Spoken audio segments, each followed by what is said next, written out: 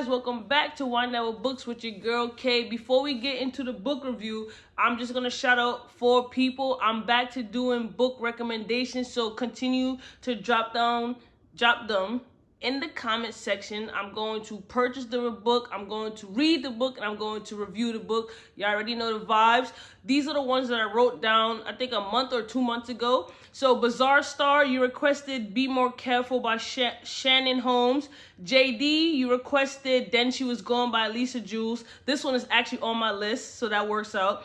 If I pronounce this name wrong, I truly apologize. Tartavia Rodriguez, you requested Little Peach by Peggy Kim. And then Aisha, you requested White Lines by Tracy Brown. So I'm going to purchase those books, and then as soon as I get them, I'm going to start reading them. If I pronounce your names wrong, I truly apologize. But let's get into the video. You already know I have my wine. I don't even know what I'm drinking right now, but the color is beautiful. So this book was requested by one of my favorite people. I believe her friend is the author, Mr. Kevin Anderson. So as you can see, the book is thick. So she purchased it for me. So, you know, I had to show love and read it. We just gonna jump right into it, right? So I'm gonna just start off with, check out the cover. I am a huge chess fan. I love chess. I have a Black Queen chess piece tattoo. So the cover alone wins like 10 brownie points in my book, because I'm a chess fan, right? This review is gonna be a little different from the ones I do in the past, for the simple fact that the book is just too long and I cannot cover everything. But I'm gonna break it down to where you get the gist of the story, right? The one thing I'm gonna say that I did not like about the book is that I don't mind reading thick books.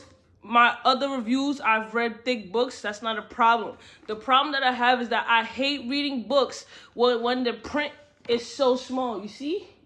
So small. That's the only negative I could really say about the book in a whole, is that you can make the book thick, but just the print, make it like medium size. But other than that, we're gonna jump right into it. Mr. Anderson. So I like the cover. The title, Soulmate, it fits the book perfectly. Like, and the reason why I think the reason why he named the book Soulmate is for the simple fact that the main character, Landon, he was attached, in love with the other main character, Sharonda. Like, they've been friends since they were small. Sharonda is really a ride or die. I'm gonna just start off by saying I loved her character. I love everything about her character. She is a real female. Landon, I'm gonna get into Landon's character. So as I mentioned, Landon is the main character of the book, right? I want to say from chapter 1, I was truly intrigued about his character, and this is the reason why. So it started off with Landon in school, right? Matter of fact, wait, let me pause. I'm gonna give you a little background of Landon's situation. So Landon comes from a household where his mom is working multiple jobs. They live in poverty. Other kids tease him because he's less fortunate. He doesn't have a lot of the things that the other kids have, but he has love. He has support from his mom. You know, she's trying. You may think that this story is just another story like you've read before, where a young kid, he comes from poverty, and, you know, he has to do what he has to do to take care of his family, but it's a little different. And that's the reason why I can say I give the book 4.5 stars. I never really give a book 5 stars unless it really touched my soul, but 4.5 stars for me, right? So Landon, although he is less fortunate and he lives in poverty, Landon has the strength and the abundance of God. So it starts off where I believe he's in 2nd grade, right? Landon knows the Bible. He studies the Bible. He attends church every Sunday. And his resilience and his strength to not allow bullies to get to him, like that showed so much. That's what really drew me to his character, because there was a situation in the beginning of the book. He was in class and you had a bully. I forgot the bully's name or whatever, but it was a young boy.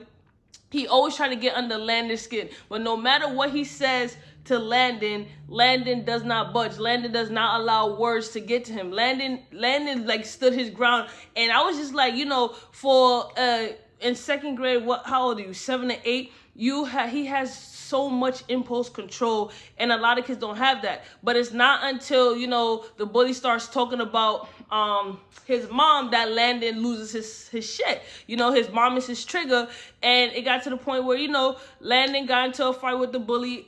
In the end, Sharonda came to Landon's defense. Landon stabbed the bully in the eye. You know, he stood his ground, and, you know, he was a real one. He's a protector from early on at a young age. Landon's a protector.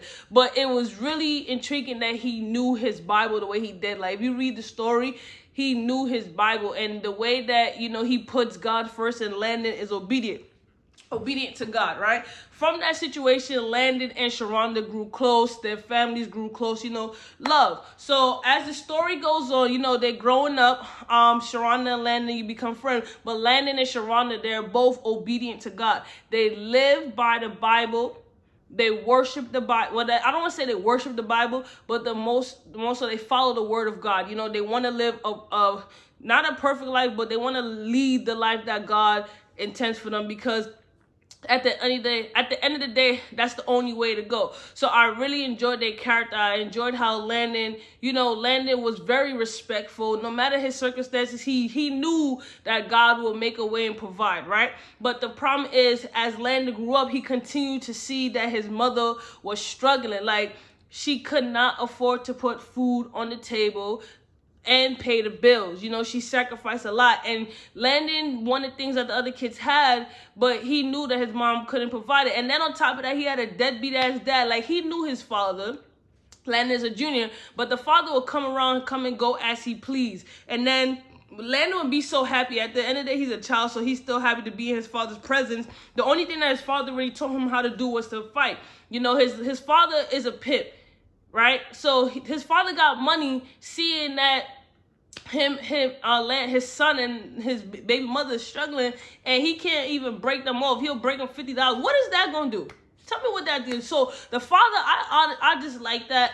I just like the father, but it's that his Landon story is a story of so many young boys who unfortunately grew up in poverty, or grew up in communities that were impoverished, or grew up in communities where, you know, the father, you know, decided that he could come and go as he pleased because he doesn't have any real responsibilities. And, you know, it's a story that the cycle just continues to repeat, unfortunately, in communities that have black and brown people, right? But anyways, so it was a situation. We fast forward a little bit, right? Landon's mom ended up getting pregnant by Landon's dad again. And I was just kind of figure out, you know, this in my head, I'm like, sis, you know this dude is a deadbeat, and you gonna still fuck him? Oops. Sorry, I said I wasn't gonna curse no more. You still gonna have sex with him? And but again, you know, sometimes you can't resist your first love, so it happens. So she ended up getting pregnant, so Landon ends up getting a younger brother named LeBron. Time goes by, and you know, everybody in the community sees that Landon's respectful. They call him church boy because, you know, he's always, like I said, he's obedient. He's always in church. He reads his Bible. Like, he studies the word. Like, he knows that the only way to go through this world and to get the things that you want is through God, right? Landon is also very talented. Landon is a phenomenal football player, right? So he plays football. He plays the JV. Like, he's a fast ass running back. Like, the way I was reading the story and picturing the scenes, the football scenes in the book, and just picturing Landon running, like, my visuals is like, damn, like this man is fast, right? So that's that. So it came to a situation where Landon and his mom and his little brother, they would stop shopping in the store. So the mom is telling them, like, yeah, you get certain stuff, you know, pick out clothes, new clothes. So they're excited. They're thinking that their mom's going to pay for it. And then she was shoplifting. She's not good at shoplifting. She got caught. She got put in jail, right?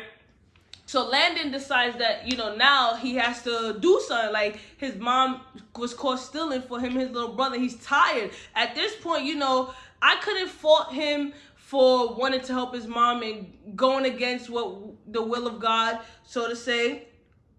For the simple fact that, at the end of the day, like, his mom is struggling. It's been years, they in a worse position than when they started off, and the mom ended up getting a better job at the hospital. So it was frustrating to him, and he's seeing it. Like, he's seeing the struggles of his mom, and no young boy, no young son as a protector wants to see his mom struggle, right? So Landon decides he's gonna hit up one of his boys. I believe his name was Ricky, right? I can't remember all the characters' names, but I believe his name is Ricky. It was Ricky. So he had a Ricky. Ricky is a known stealer. He get money, you know what I'm saying? But of course he get it the illegal way. So Landon's like, yo, I need you to put me on and show me how to make money. My mom is in jail. So Ricky wants to give Landon the money, but Landon's like, nah, I don't want to owe nobody. I don't have no money to pay nobody back. I want to earn it. So they go in the store. They steal cigarettes. They sell it back. He gets $75 for it, but Ricky ends up giving Landon they were like $250 to bill the mama. Like, yo, you don't owe me nothing, go bill your mama. Landon's able to bill his mama. He feels good, but he's just like, all right, I gotta make money. I gotta start helping my mama with the bills. Landon, at this point, he's 15, right? So then he goes back again with Ricky to one of the girls' house. I think it was like Kim and Pam, whatever. The girl, now I know one of them was Pan Peaches, something like that. So Ricky ends up stealing from the lady's house. So when Landon finds out, they go to pawn it. Ricky goes to give Landon some money. Landon's like, nah, like, how can you steal from people that you talk to? So Landon has morals. He has principles. Like, he'll steal, but he'll steal from like stores or something like that. He's not gonna steal from people in the community, especially people who don't have as much as him. So he's just like, nah. So from there, he stopped stealing. He just knew that he also was dealing with the fact that he felt guilty about what he did, and that he knew that God was gonna punish him. So he's dealing with his fate and the world around him, his society. Like, is a thin line between helping my mom and obeying God. But he wants to do both, but he knows that his mom needs help, right? So then time goes by, and Landon's like, yo, like, this ain't it. I need to make some money. So pause right there. Let me make sure I'm following the timeline. I'm going a little fast. Like I said, you see the book. The book is thick. So hold on. Okay.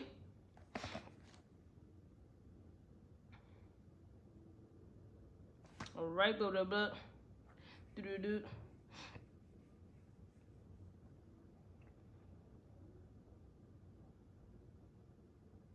All right.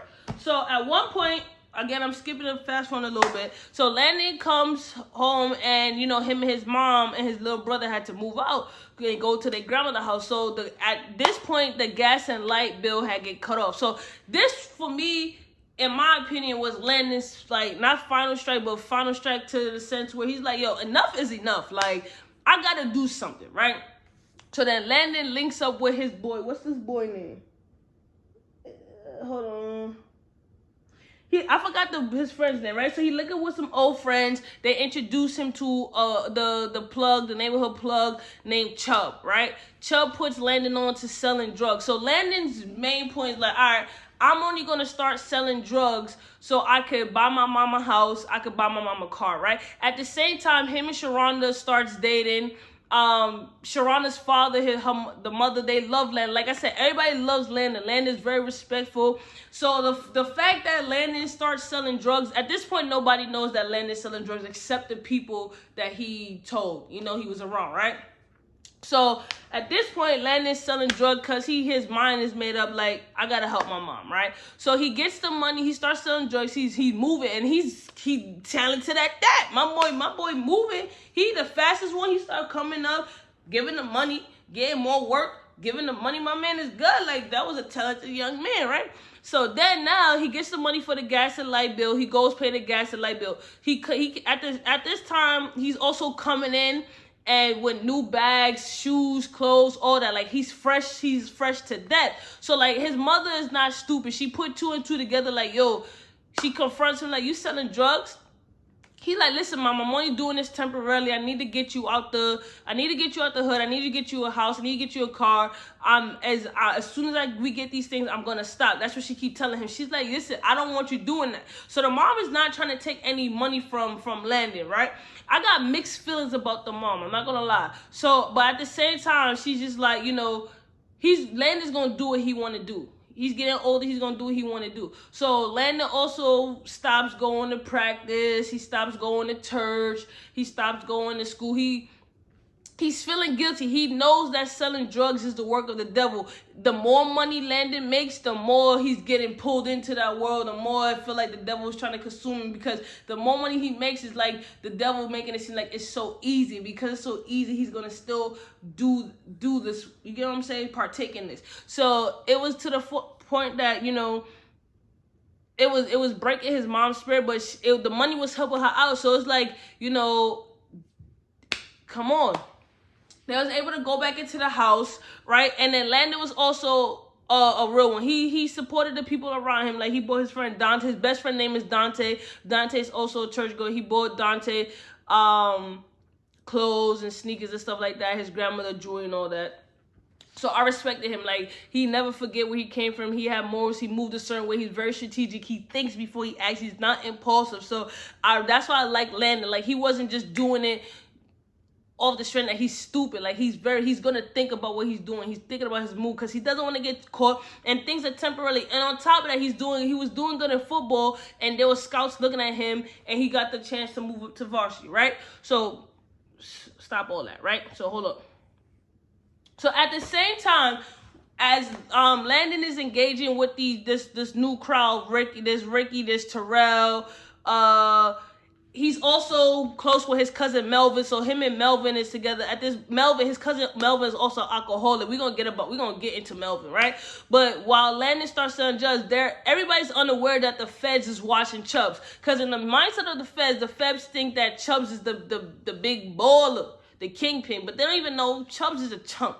I don't even like Chubbs' character. The way he was moving, I don't like Chubbs' character, right? So anyways, Chubbs did some funny shit. And then after the cops started chasing Landon hit out or whatever. And he's just like, yo, I gotta take a break. So he told Melvin, like, though, do you know anybody else that sell drugs? Again, I'm fast forwarding a little bit, right? So now Melvin introduced Landon to hit Collins. Collins is a big deal. Collins is that man. He got that work, that good cocaine, that pure coke, right? And Collins is also married to Landon's cousin Shelly. So Collins and Landon started doing business together. Landon started buying bricks off of Collins. He's able to move the bricks, all that. Like, Landon is not a plug. Everybody buying bricks from Landon. Landon's putting his mans on. He putting them in a position where they can make even more money, and he's giving them a fair price. You know, Landon, like I said, Landon was a real one. But in the back of Landon's mind, he's just like, listen, my only main focus is to get this house, right? So pause. Let me go, right? All right. So now it gets to the point where he tells Sharonda, like, yeah, I am dealing drugs.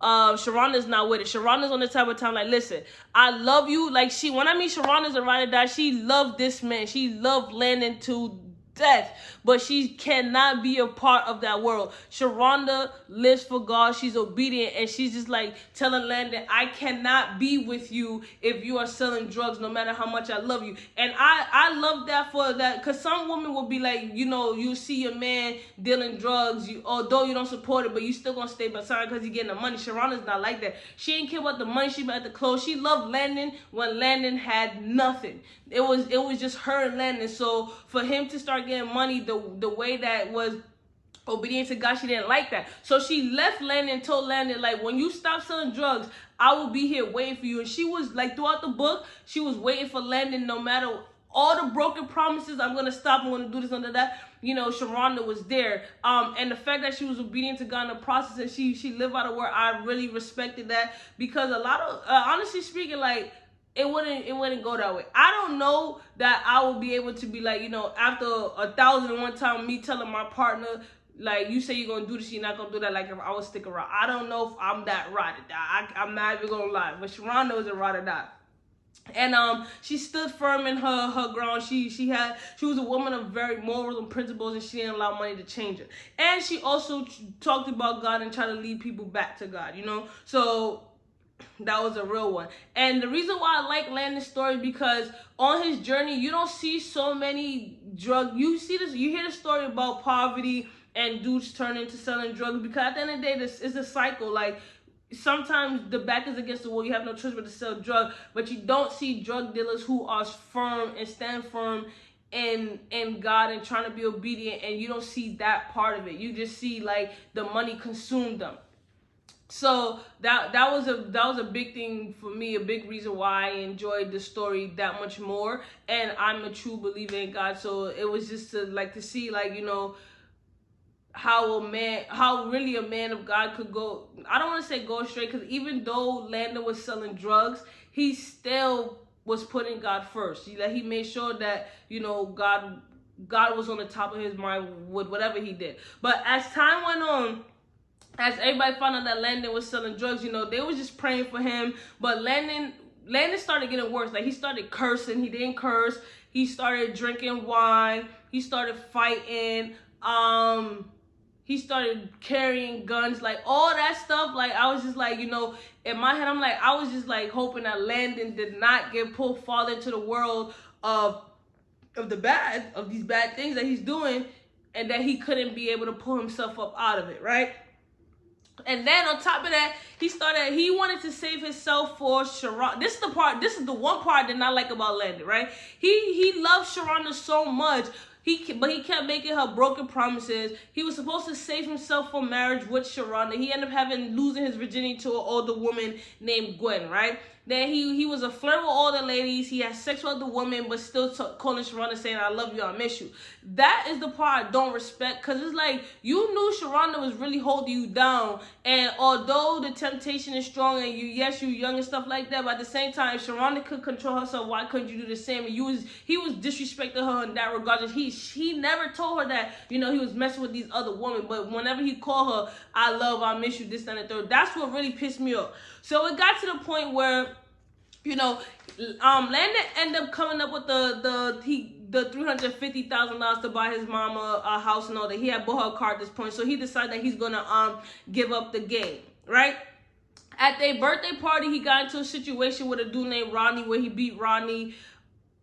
He beat Ronnie into a coma, but he also got into a situation where he had another dude working for him, and the dude that was working for him stole his product. It was used, so him and Melvin beat the dude really bad, dropped him butt ass naked in the park. The dude then goes and snitched to the police, and then Melvin and Landon end up getting 2 months in jail, right? So Landon decides that, you know, he's gonna quit. He has the money to buy the house. He turned the business over to Melvin. Collins really loved Landon and the way he do business, but he understood that Landon was feeling guilty about disobeying God. He wanted to get back on track with God. He wanted to live a righteous life.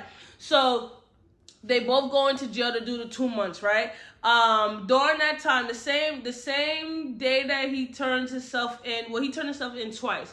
But the day that he turned himself in, right, he got robbed by these four young dudes.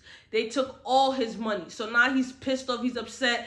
Sharonda already see in his eyes that, you know, he's gonna go back to Dylan. He's like, "Oh, when I come out, I just need 2 months to get the money back." So Sharonda's like, "Yo, I can't be with you again. Like, you gonna deal, like, really hit me up when you serious." So she leave his ass again.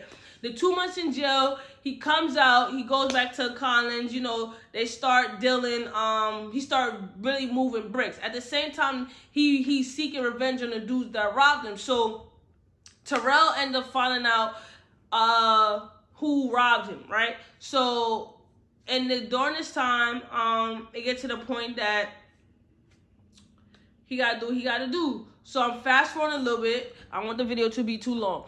So they get their exact revenge, you know. They shoot at the dudes. Most of them die. One of them survived. I think it was Lonnie, right? Then Lonnie come back, shoot at them, all that extra stuff. Then they come back again. They shoot at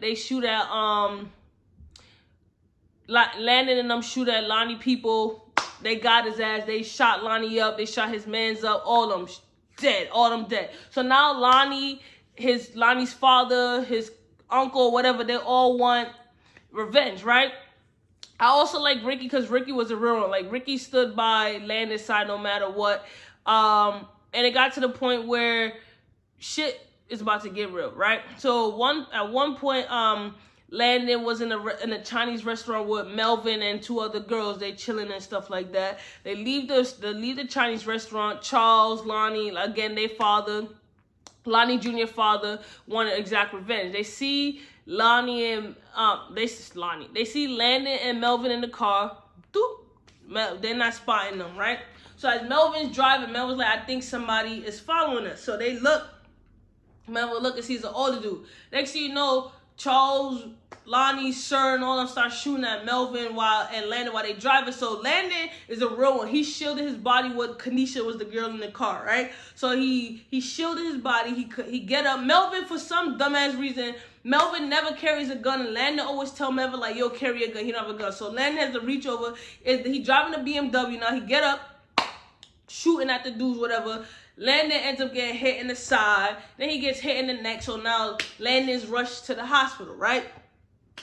That's that. So Landon now is in a coma. At the same damn time, everything is going down. The feds is still on Chubbs, Ricky Terrell. So the feds is following all of them, building the case, right? At the same time, it got to a point where Landon had disappeared for a couple months. Because when they chased him, he got away. So they was trying to figure out like who this fast kid. They knew from the stake of the feds, they was able to find out, people names and all that. I'm gonna get to that part, right? So Landon was on a break for them a couple months, and the feds couldn't find out who he was. So the feds end up wiretapping the house, putting surveillance and all that, right? At the same time, Melvin dumbass is taking over the business while Landon is laid up in a coma, right? Melvin leads I just gonna curse. Leads the feds to Colin's house, right? Now, unbeknownst, like, Melvin was never aware of his surroundings, and it really just pissed me off. It's like, yo, how you a drug dealer? You not aware of your surroundings, and you keep drinking. Like, I'm like, none of them was aware of their surroundings. The feds following them, and they just, everything. Like, they just taking pictures, everything, and nobody's aware that the feds is looking at. They're only worried about their enemies on the street, right? It got to the point, Ricky then had to do what he got to do. He ended up killing, Lonnie, Sir, Charles, and all of them, and all that extra stuff. He posed as an old lady, right? Then, for some reason, Ricky got caught up. He got murdered and all that stuff, right? So now that Ricky's murder actually happened after, but I'm trying to fast forward, right? So, but I just killed this story. I just killed that part. All right, whatever. But I'm going to fast forward. You're going to see what happened, right? So Landon's laid up in a coma, and, everybody's praying for him. Sharonda comes. Sharonda's like, I'm never going to leave your side. I'm sorry, baby. I love you, this, that, and the third. After Sharonda prayed and was by his side, Landon ends up coming out of the coma. He finds out that when he comes out of the coma, he's paralyzed. So now he's upset. He's angry with himself. He's angry with God. He wants to end his life. He keeps begging his boys to end his life. At this point, like I said, Ricky's still alive at this point, but I just told y'all early about his death. Ricky's like, no, I need you. Terrell's like, no, we need you. Like, come on. Chubbs is the only one that came to visit Landon in the hospital talking about business. Like, yo, we need you here because we need you. You the only one that give us good prices on the bricks. So I'm like, yo, Chubb, like, you dead ass? Like, come on, my man is laid up paralyzed. You talking about money? So I already knew from there Chubbs was a sucker. And Chubbs is older than all of them. He's a sucker asshole, right?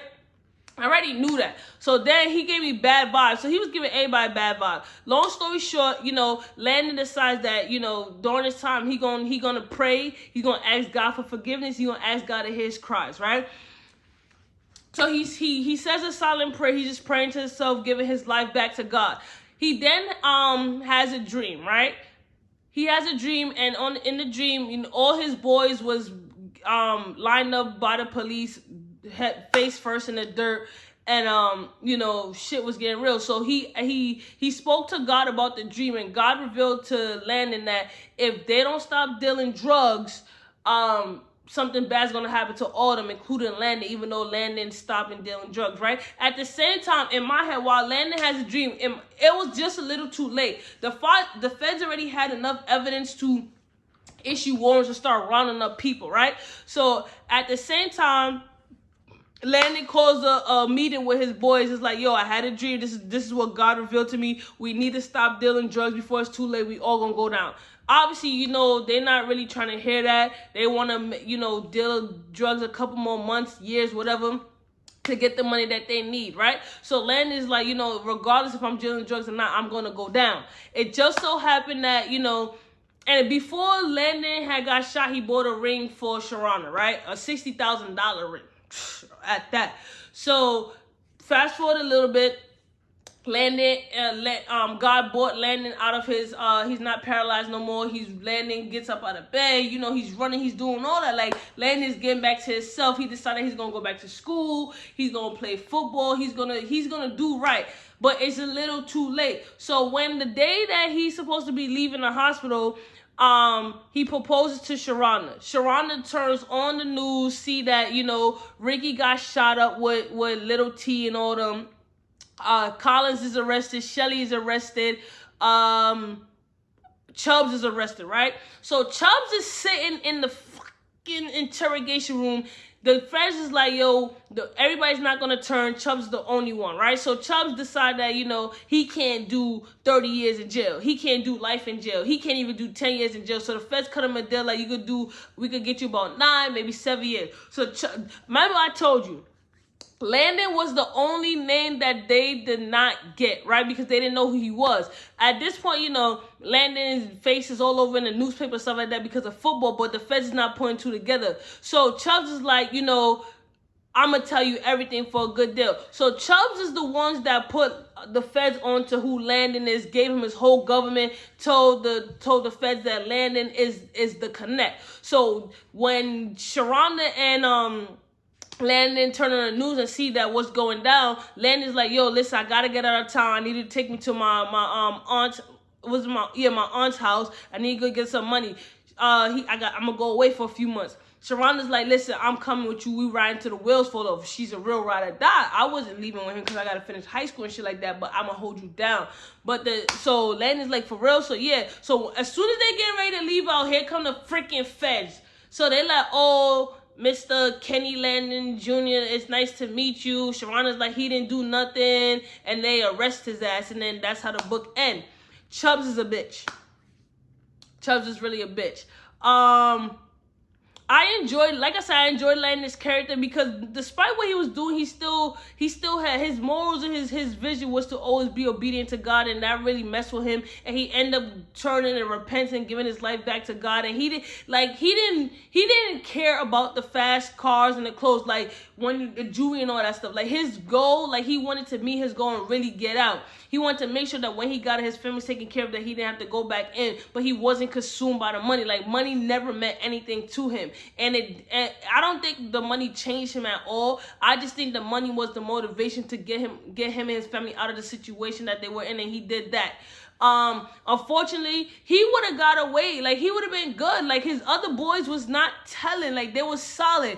If Chubbs' bitch ass did not snitch, my man would have been scot-free. But unfortunately, when you have suckers like that, you bound to go down. And my thing is, like, with Chubbs, you already know that you supposed to be the big man on the street. So for you to go snitching, my thing is, like, you a real snitch. You taking part in getting money and selling drugs, so you already know the repercussions will come with it. You already know that if you get caught, you're not supposed to tell. So my thing is, why would you go ahead? Like, you knew that when you got caught, you could go to jail. You're supposed to hold it down. Like, that's the life that you chose. You want to make money, but then you gonna go ahead and tell on Landon?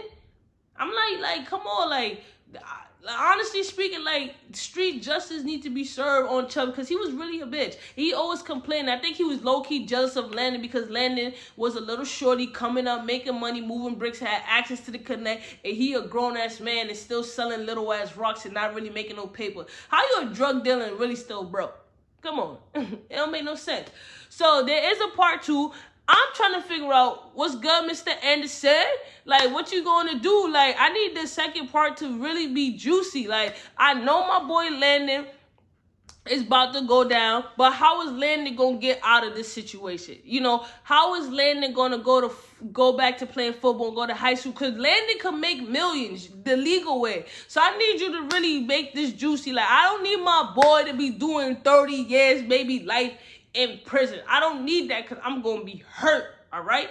So I need you to make it juicy. But nah, in all the real, like I said, I give this book a 4.5. I really enjoyed the storyline. I really enjoyed Landon, Sharonda's character. I enjoyed Ricky's character a lot. The mom, the only reason why I said that I'm iffy about Landon's mom is for the simple fact that Landon's mom, she didn't like the drug dealing, but she accepted like the house. She accepted the car. She accepted the money. So it's just like, you cannot say you don't like something and still accept it. But at the same time, Landon was doing it for her and he was making these sacrifices for her, so I understand that. It was just like a little double dealing, but at the end of the day, you know, it was either, you know, my boy's doing this for me, I'm gonna accept it, but just know that I'm it's telling him that I don't agree with what he's doing.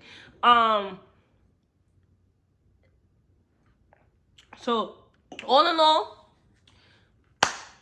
to my favorite person who recommended this book, I did enjoy it. Although it was thick in the fine print, I enjoyed the storyline. I'm excited to see like which direction the book is gonna go in, because I just need to know what happened to my man Landon. Like, is God really gonna deliver my boy from this threshold that he's currently in? Because he's in a hole very deep and they got evidence. So how is he gonna get out of it? You know, and the reason why, you know, they didn't have too much on Landon. They had a couple pictures of him dealing, rocking over, but that's little small time stuff. But the fact that Chubbs really bitched out and snitched on everything, so I'm just trying to figure out if they're going to hit him with the kingpin charge or what. But, you know, we'll wait to see part 2. It says to be continued, but I enjoy the storyline. So if you guys are looking for a book that's really gonna rattle you and have you thinking and wanting to love a character, I would recommend Soulmate. I really enjoyed the book. Yes, it's thick. Yes, the print is fine, but it's worth the read, so I appreciate that. And that's my review. Like I said, continue dropping in the comments your book reviews. I'm going to purchase the book, read the book, and I'm going to review it. But until next time, your girl is out.